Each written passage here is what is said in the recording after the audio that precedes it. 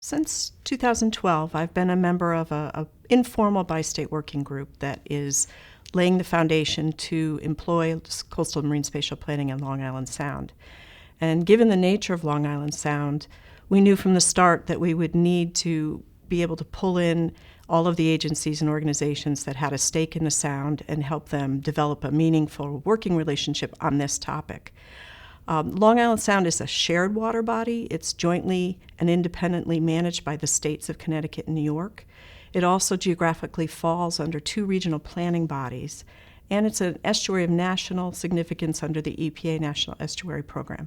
And what that all means is that most of the agencies and organizations that have an interest in the Sound already have a strong working relationship on other issues, such as water quality, habitat protection, dredge spoil material disposal, fisheries management, and things like that. So it wasn't terribly difficult to identify and pull in the key players to start to focus on a new topic of coastal marine spatial planning. What has been a little bit interesting and has slowed the process of moving to the implementation phase has been working together to determine whether or not each state has the authority to do so, to implement and enforce CMSP. In Connecticut, this clarification was made this year.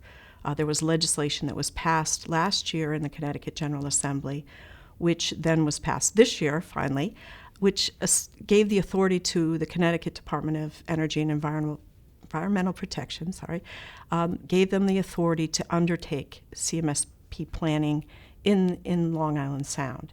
And so that is sort of half the hurdle there. It's still unclear whether New York can do the same. So we're continuing forward. We now have a deadline for Connecticut side, 2019.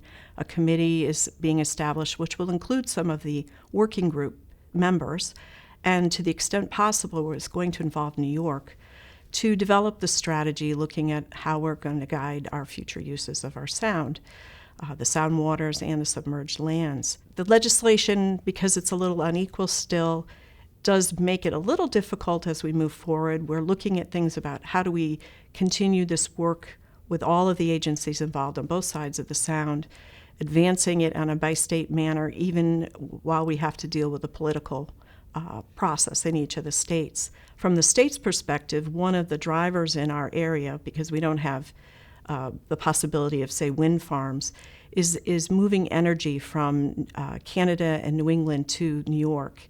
And a lot of that is through pipelines and cables that run across the bottom of the Sound. So there are a lot of interest groups, residents, people that utilize the Sound that have watched the state struggle proposal by proposal to determine whether or not it makes sense to site something in a particular location. And so they have an interest in seeing perhaps a way to thoughtfully and comprehensively look at cumulative impacts and maybe designate areas that make more sense for this sort of placement of these important cables.